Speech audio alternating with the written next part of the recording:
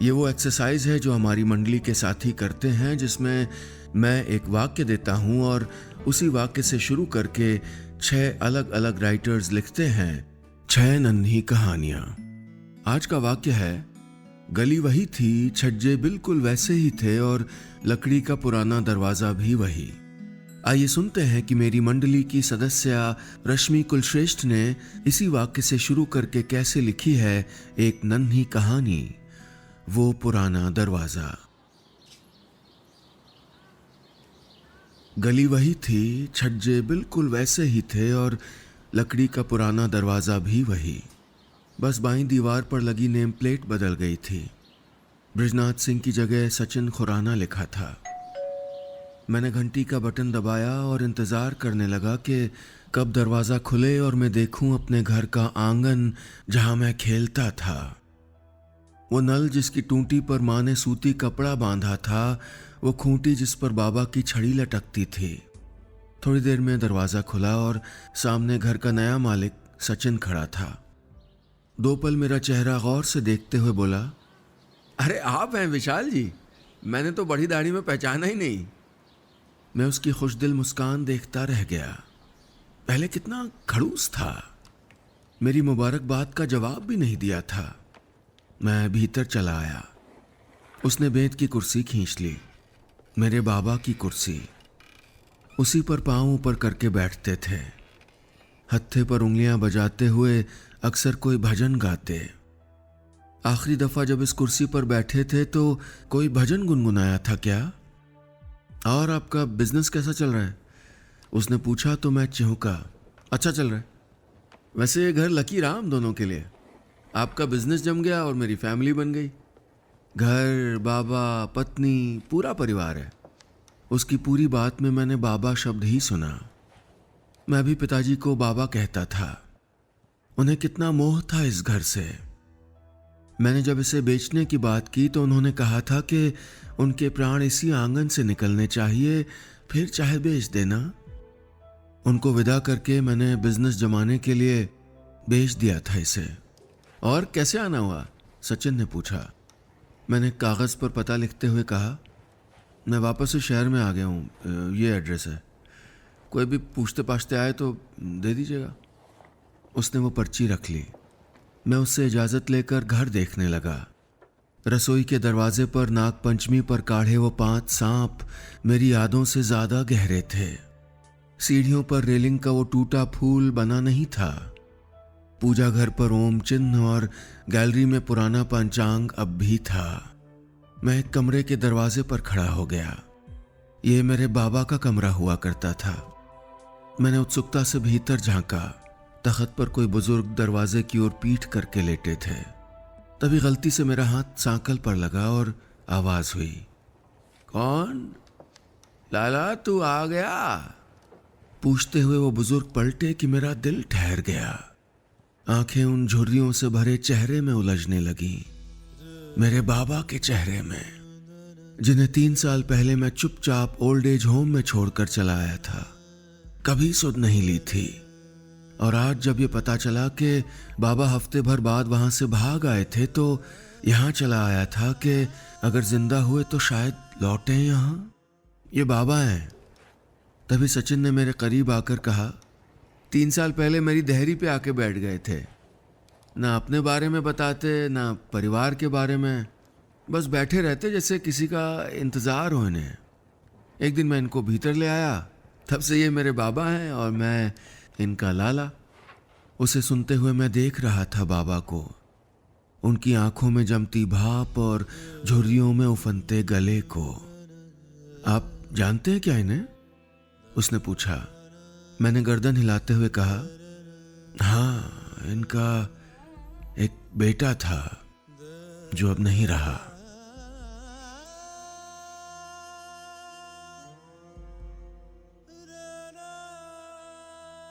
बस इतनी सी थी ये नन्ही कहानी। अगले सेगमेंट में आइए सुनते हैं मेरी मंडली की सदस्य दीक्षा चौधरी ने किस तरह इसी वाक्य से शुरू करके लिखी है एक नन्ही कहानी, वो पुराना दरवाजा। गली वही थी, छज्जे भी बिल्कुल वैसे ही थे और लकड़ी का पुराना दरवाज़ा भी वही। अनिरुद्ध दरवाजे के पास रखे उस लाल लेटर बॉक्स को देख रहा था। 20 साल पहले नन्हा अन्नी अक्सर यहाँ आता था। लोगों को उस लेटर बॉक्स में चिट्ठी डालते देखता रहता था।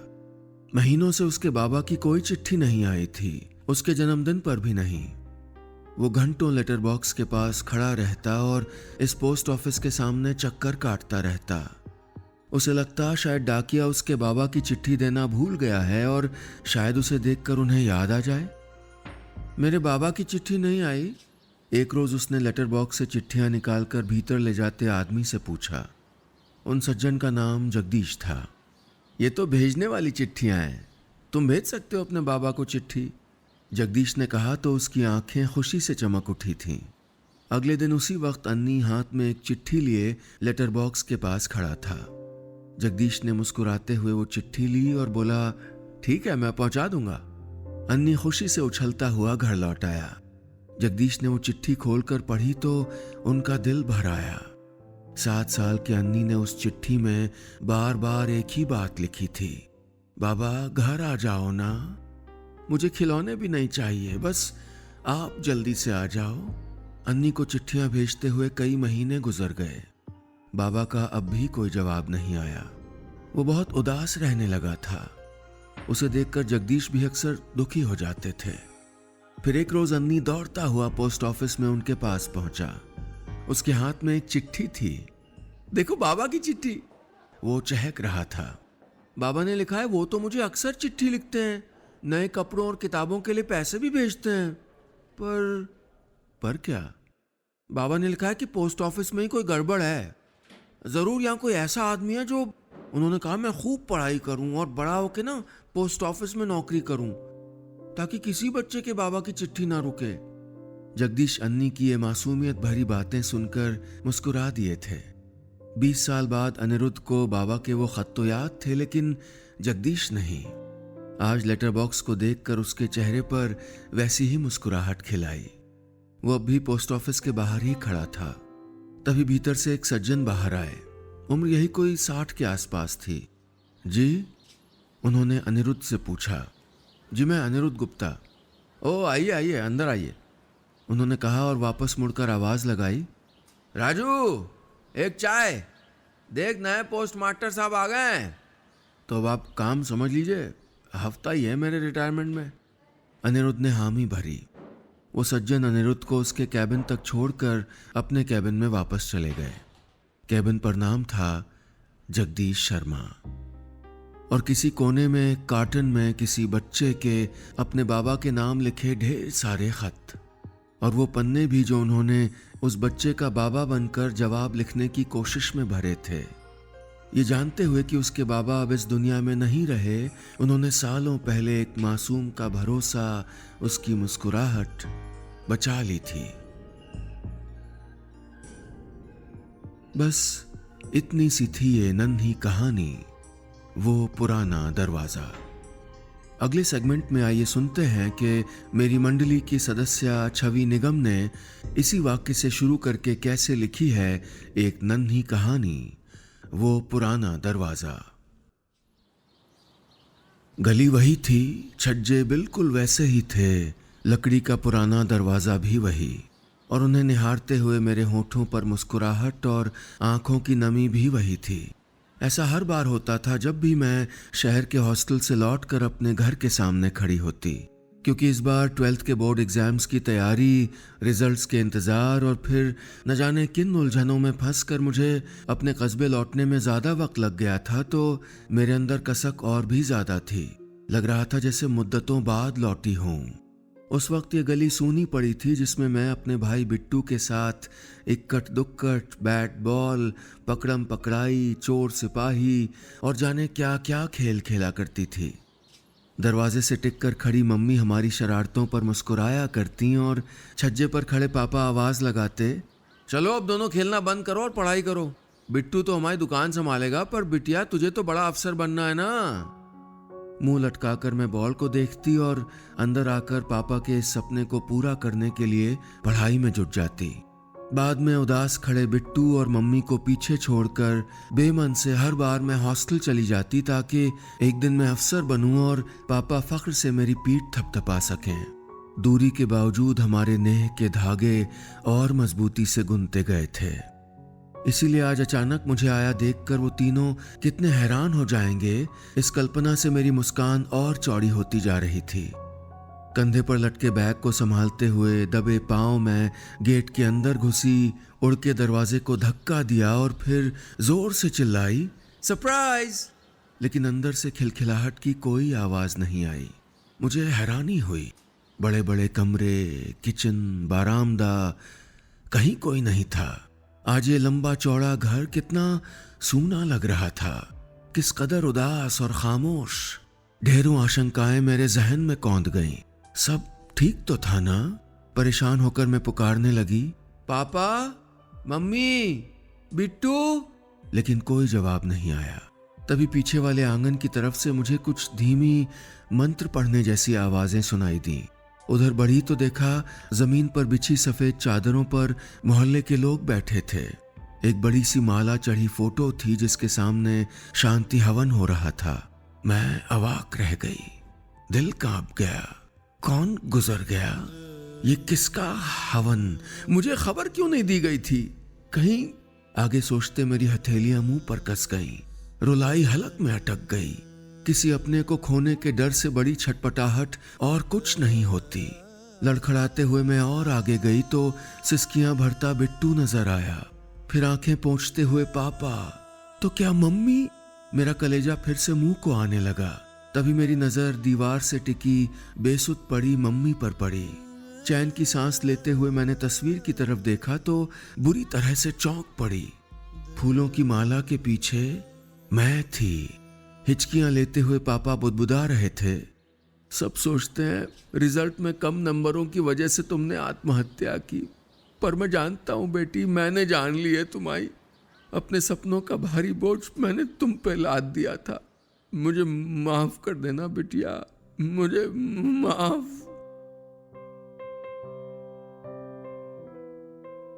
बस इतनी सी थी ये नन्ही कहानी। अगले सेगमेंट में आइए सुनते हैं कि मेरी मंडली के सदस्य जमशेद कमर सिद्दीकी ने इसी वाक्य से शुरू करके कैसे लिखी है एक नन्ही कहानी, वो पुराना दरवाजा। गली वही थी, छज्जे बिल्कुल वैसे ही थे और लकड़ी का पुराना दरवाजा भी वही। उसकी ऊंची कुंडी तक बचपन में जीशान का हाथ नहीं पहुंचता था। स्कूल से लौटकर उसे उचक कर खटखटाना पड़ता था। अंदर आंगन की बाईं दीवार पर बने ताक पर अब्बा हर जुमेरात आयतें पढ़ते हुए अगरबत्ती सुलगाया करते थे। बाहरी दीवार पर बनी गुंबद पर चढ़कर वो पतंग उड़ाता तो अम्मी चिल्लाती थी, अरे जीशान फिर चढ़ गए, गिर जाओगे, हाथ पैर टूट जाएंगे बस। और यही वो ड्योढ़ी थी जिससे झुककर 7 साल पहले वो रोजगार के लिए सऊदी अरब चला गया था। इस बीच काफी कुछ बदल गया था। सऊदी में रहते हुए वो इंटरनेट पर मुल्क के घटते मजहबी भाईचारे की खबरें पढ़ता तो तड़प उठता। वीडियोस देखकर लगता कि हिंसा कितनी बढ़ गई है, सहिष्णुता खत्म हो गई है। सऊदी में जीशान ये सोचकर परेशान हो जाता कि यहाँ इंडिया में अगल बगल सारे पड़ोसी दूसरे धर्म के हैं, कहीं कुछ हो गया तो? अब्बा वो घर बेच दीजिए, वो फोन करके कहता, और कहीं ऐसी जगह ले लीजिए जहाँ पड़ोसी अपने मजहब के तो हों। बहुत खतरा है, मैं रोज देखता हूँ इंटरनेट पे। अब्बा समझाते कि ऐसा कुछ नहीं है, सब ठीक है। लेकिन वो कहता, अरे आपको क्या पता, ना टीवी देखते हैं ना इंटरनेट, पता भी है देश में क्या हो रहा है। अभी मेरे मोबाइल पे एक वीडियो आया है, देखेंगे ना तो कांप जाएंगे। बात मान लीजिए अब्बा। आखिरकार जिद मान ली गई। 3 साल पहले मकान बेच दिया गया। एक पंडित जी ने खरीदा था। जीशान 7 साल बाद हिंदुस्तान लौटा तो एक रोज उस गली से गुजरते हुए पुराना घर देखकर पुरानी बातें याद कर रहा था। अरे जीशान! तभी एक बूढ़ी आवाज से वो चौंक गया। देखा तो झोले में सब्जी लिए पंडित जी चले आ रहे थे। कब आए सऊदी से बेटा? आओ अंदर आओ, पिताजी कैसे हैं? जीशान हड़बड़ा गया। वो अंदर नहीं जाना चाहता था क्योंकि मन में उनके लिए एक दबा हुआ गुस्सा भी था, लेकिन लिहाज में इनकार नहीं कर पाया। कुछ देर बाद अंदर बैठे हुए यहाँ वहाँ की बातों के दौरान वो आंगन को देख रहा था जहाँ बचपन में नंगे पैर चलने पर उसे डांट पड़ती थी। बरामदे के ऊंचे दर पर अब्बा की लगाई सदाबहार की बेल काफी फैल गई थी। कितनी खूबसूरत यादें जहन में घूम रही थीं। तभी नजर आंगन की एक दीवार पर पड़ी तो वो चौंक गया। वहां ताक पर अगरबत्ती सुलग रही थी। ये किसने? उसने हड़बड़ाते हुए पूछा तो चाय का कप पकड़े पंडित जी मुस्कुराते हुए बोले, आज बृहस्पति है ना, इसलिए जलाई। तुम्हारे पिताजी जलाया करते थे तो मकान खरीदने के बाद मैंने सोचा कि चलो इस परंपरा को जारी रखते हैं भाई। जीशान हैरान था।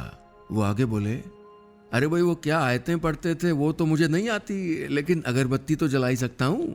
फिर हंसते हुए बोले, तुम्हारे पिताजी की जलाई अगरबत्ती की खुशबू हमने मरने नहीं दी भाई। 7 साल से एक भी बृहस्पति छूटा नहीं है।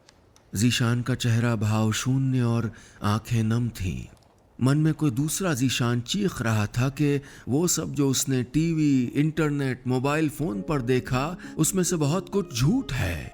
असली हिंदुस्तान ये है जहां अभी भी मोहब्बत है, भाईचारा है और एक दूसरे के लिए एहसास जिंदा है। घर की तरफ जाते हुए जीशान महसूस कर रहा था कि जहन में नफरतों का शोर कम हो गया है और मोबाइल वो तो शांत होना ही था, क्योंकि कुछ ग्रुप से वो हमेशा के लिए निकल गया था। बस इतनी सी थी ये नन्ही कहानी। अगले सेगमेंट में आइए सुनते हैं कि मेरी मंडली की सदस्य अनु रॉय ने इसी वाक्य से शुरू करके कैसे लिखी है एक नन्ही कहानी, वो पुराना दरवाजा। गली वही थी, छज्जे बिल्कुल वैसे ही थे और लकड़ी का पुराना दरवाजा भी वही, जैसा प्रभात अक्सर बताया करता था। गली के दोनों तरफ उसके दादाजी के लगाए हर सिंगार के पेड़, जिनकी झुकी डालियां हमारी कार को छूने की कोशिश कर रही थीं।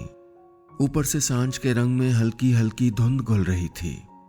ऐसा लग रहा था कि मैं प्रभात के गांव नहीं बल्कि किसी सपनीली दुनिया में आ गई हूं। उस मोमेंट को कैप्चर करने के लिए आदतन मैंने अपना मोबाइल निकाला और कार की विंडो को स्लाइड करने लगी। तभी प्रभात ने मेरे पास आकर कानों में फुसफुसाते हुए धीरे से शरारती अंदाज में कहा, जाने मन ये दिल्ली नहीं है आपका, ससुराल है।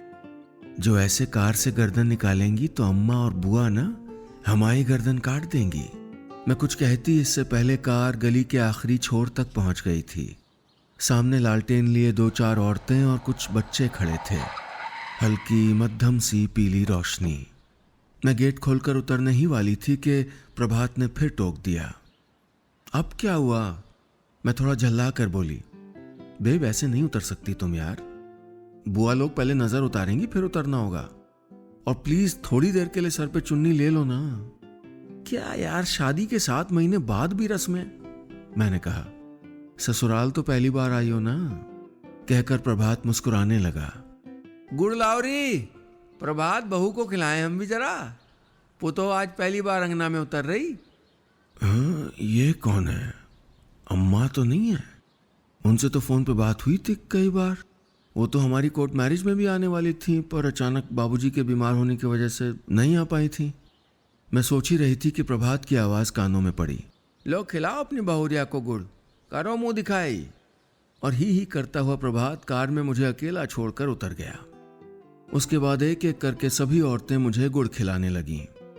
बिना शक्कर की चाय पीने वाली मैं, और एक दिन में इतना मीठा, मेरे होंठ चिपचिपा गए। फिर भीतर आई तो आधी रात बुआ जी और अम्मा जी मुझे मिलकर शादी की बची वो सारी रस्में करवाती रहीं जो दिल्ली में नहीं हो पाई थीं। बन्ना बन्नी तक गाए गए। मैं थककर चूर हो चुकी थी कि तभी फुआ जी ने अपना एक आखिरी आदेश दंदना दिया, कन्या को आज कुल देवी के घर में सुला दो। प्रभात बाहर सोएगा, सुबह पूजा के बाद दोनों का गृह प्रवेश होगा। अब प्रभात चुपचाप बिना कुछ बोले वहां से निकल गया और मैं जमीन पर बिछी चटाई पर रात काटने के ख्याल से लेट गई। मगर जैसे ही आंख लगती मच्छर आकर खून चूसना शुरू कर देते। गुस्सा तो इतना आ रहा था प्रभात पर, नहीं उससे ज्यादा खुद पर। यह ससुराल जाने का भूत मुझे ही सवार था ना, मुझे ही उसका गांव देखना था। मोबाइल से नेटवर्क अलग गायब था कि प्रभात को टेक्स्ट ही कर दूं। मैं मच्छरों से दो दो हाथ करके सोने की कोशिश में जुटी ही थी कि मुझे पीठ पर किसी की उंगली महसूस हुई। प्रभात, तुम? बोलो मत कुछ, बस धीरे से चलो मेरे साथ। फुआ सुन लेंगी तो बसर मच जाएगा। लेकिन अभी कहाँ? मैं आंखें मलते हुए धीरे से उसके साथ चल पड़ी। आंगन के पीछे चोर दरवाजे से वो मुझे छत पर ले आया था। पूरी छत पर हर श्रृंगार के फूल बिखरे पड़े थे। Oh my God, such a beautiful night. मैं पगलाई सी आगे कुछ और बोलती कि प्रभात ने अपनी उंगली को मेरे होठों पर रख दिया और अपने होठों को मेरे माथे पर लगे सिंदूर के ऊपर। आसमान में निकला आधा चांद अब छिप रहा था और शीत धीरे धीरे हम दोनों पर मोहब्बत की तरह बरस रहा था। पहली बार सब रस्मों को निभाने के बाद छिप छिप कर छत के छज्जे पर प्रभात से यूं मिलना, ऐसा लग रहा था जैसे आज मैं दुल्हन के साथ बहू भी बनी हूं।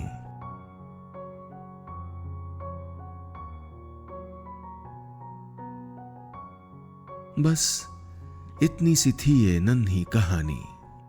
अगले सेगमेंट में आइए सुनते हैं कि मेरी मंडली की सदस्य हर्षलता ने इसी वाक्य से शुरू करके कैसे लिखी है एक नन्ही कहानी, वो पुराना दरवाजा। गली वही थी, छज्जे बिल्कुल वैसे ही थे और लकड़ी का पुराना दरवाजा भी वही, और ऊपर छज्जे पर से आ रही महक भी हूबहू वही जैसी बताने वाले पिंटू ने गुड्डू जी को बताई थी। अरे वही कबूतरों के, हाँ वही वाली महक। हो न हो ये घर गुलफाम साहब का था। वही कबूतरबाज गुलफाम जो थे दिल जले और इश्कबाज जवान खून के मसीहा, यानी पैसा दो और कबूतर जा जा जा के माध्यम से लव लेटर अपनी दिलरुबा तक जा पहुंचे। अरे रे मियाँ, जरा सर बचा के, हाँ ऊपर बढ़ते चले आइए। गुड्डू जी ऊपर से आ रही आवाज का पीछा करते हुए एकदम सकरे जीने से ऊपर छत की ओर लपक लिए। जी गुलफाम जी कहाँ मिलेंगे? थोड़ा शिष्टाचार दिखाते हुए गुड्डू जी बोले। मिलेंगे मतलब? अरे जनाब मिल गए, अब और कितना मिलेगा है? इस नाचीज को गुलफाम के नाम से जानते हैं लोग। हाँ, कबूतरों को दाना डालते हुए और मुंह में एक पान दबाते हुए लुंगीधारी सज्जन बोले। अरे आप प्रणाम स्वीकार हैं, प्रणाम स्वीकार हैं। वो हमारे दोस्त पिंटू जी ने ना आपके बारे में बहुत बता रखा है। आपके स्टार कबूतर को जिम्मेदारी दिलवाई थी उन्होंने, लेकिन हफ्ता होने आया और आपने कोई गुड न्यूज़ नहीं भेजी, तो सोचा खुद ही चले आए हैं। पान की पीक से महरूम हो रखे कोने के पास खड़े गुलफाम मियाँ मुस्कुराए। बस मियाँ थोड़ा सब्र याफ्ता रहिए, आपका पैगाम बाकायदा नीली मुंडेर पर डिलीवर हो चुका है। अब जवाब आता ही होगा। लेकिन मोहब्बत और सब्र का मेल कब होता है, और गुड्डू जी भी कौन से एक्सेप्शन थे, तो फौरन बोल पड़े। ऐसा कैसा सब्र? अरे गुलफाम साहब पूरे 1100 दिए हमने, सोचा था थोड़ा नए स्टाइल से इजहार हो जाएगा, वरना इतने में तो हमारे यहाँ रोका हो जाता है। भाई आपने तो खेल समझ लिया। अब पैगाम का जवाब किसी की फूफी या चची जान के हाथ पड़ जाने का रिस्क तो जानते हैं ना आप, हैं? भाई आप कहिए तो हम अपने स्टार कबूतर को अभी के अभी भेज दे रहे हैं, लेकिन बात बिगड़ जाए ना तो हमसे ना बताइएगा फिर। हाँ, गुलफाम तो नकते हुए बोले। 1100 के रोके की धमकी तो दे चुके थे गुड्डू जी, लेकिन असलियत जानते थे कि 1100 बार प्रैक्टिस करके भी नीली छत के मुंडेर तक चले जाने की कबूतर जैसी हिम्मत नहीं आने की थी उनमें। गुलफाम जी को प्रणाम करके संकरे जीने से सर झुकाकर बचते बचाते नीचे उतर लिए। 1-2 दिन बाद फिर आने की बात करके इधर गुड्डू जी गए और उधर गुलफाम सादा कागज पर पर्ची में लिखकर छबीली के पैर में बांध रहे थे। डियर गुड्डू जी, थोड़ा जो लिखा है इसको ज्यादा ही समझना, मंगनी हो चुकी है हमारी, हमको पराया ही समझना, नीली मुंडेर वाली। ये पर्ची कबूतर के पैर में बांध के गुलफाम ने पिंटू को अगले दिलजले का नाम पता तैयार करने की हिदायत दी और अपने रजिस्टर से गुड्डू रंगीले का नाम खारिज करके तान के सो गए। बस इतनी सी थी ये नन्ही कहानी।